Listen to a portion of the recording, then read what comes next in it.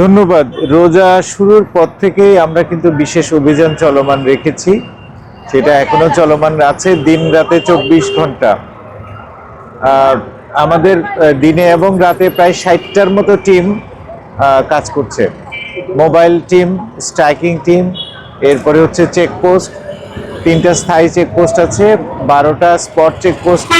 এর মাধ্যমে আমরা আমাদের কার্যক্রমটা অব্যাহত রেখেছি এবং পবিত্র মানে ঈদের আগ পর্যন্ত এই কার্যক্রমটা চলমান থাকবে। পাশাপাশি আমাদের যে সকল বিপণী বিতান শপিং মল আছে, যেখানে লোক সমাগম বেশি হচ্ছে, সেখানে আমাদের বিশেষ ফোর্স মোতায়েন আছে, সাদা পোশাকে ফোর্স মোতায়েন আছে।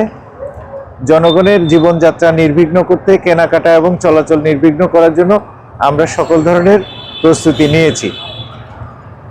হাউজিং স্ট্রিটে যে ছিনতাইয়ের ঘটনাটা ঘটেছে, এটা অনাকাঙ্ক্ষিত। আসলে আমাদের এই নজরদারির মধ্যেও মাঝে মধ্যে এরকম দুই একটি বিচ্ছিন্ন ঘটনা ঘটেছে, তবে আমাদের কার্যক্রম চলমান আছে। আমরা তাদেরকে আইডেন্টিফাই করেছি, আশা করছি যে কিছুদিনের মধ্যে তাদেরকে আমরা ধরতে পারবো। এরা এই মুহূর্তে শহরের মধ্যে নেই, শহরের বাইরে বিভিন্ন জায়গায় আছে, বাট আমরা তাদের অবস্থান শনাক্ত করার চেষ্টা অব্যাহত রাখছি। জনগণের প্রতি আমার অনুরোধ থাকবে, আইনটাকে মেনে চলতে হবে। আমাদের এখানে দুর্ভাগ্যজনক হচ্ছে এই কালচারগুলো গড়ে ওঠে নাই। এখন আমরা মানবিক পুলিশ হওয়ার কথা বলছি। আমাদের প্রত্যেকটা অফিসার ফোর্সকে নির্দেশ দেওয়া হয়েছে জনগণের সাথে কারোর সাথে যেন দুর্ব্যবহার না করেন, কিন্তু কিছু কিছু ক্ষেত্রে আমরা লক্ষ্য করছি যে জনগণ উল্টা পুলিশের কাজের উপর হস্তক্ষেপ করার চেষ্টা করে এবং চড়া হওয়ার চেষ্টা করে।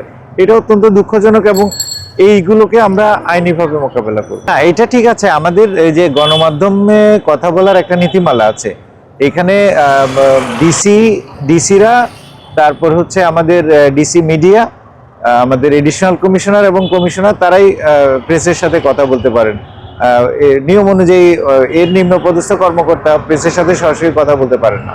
লাঠিয়া অ্যাপটা তো আমরা করেছি, এটা একটা বিশ্বমানের অ্যাপ, কিন্তু আমরা যেটা লক্ষ্য করছি যে আমাদের গত 3 মাসে 25,000-এর মতো ডাউনলোড হয়েছে, 12-13 হাজারের মতো অ্যাক্টিভ ইউজার আছে।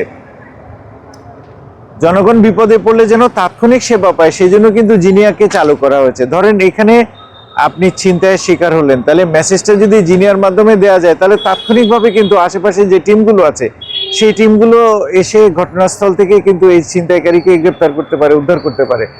কারো ধরেন নগদ টাকা বহনের ক্ষেত্রে সে নিরাপত্তার অভাব বোধ করছে, জিনিয়াতে কল দিলে নিকটবর্তী টিম এসে তাকে কিন্তু তার কাঙ্ক্ষিত গন্তব্যে পৌঁছাতে পারে।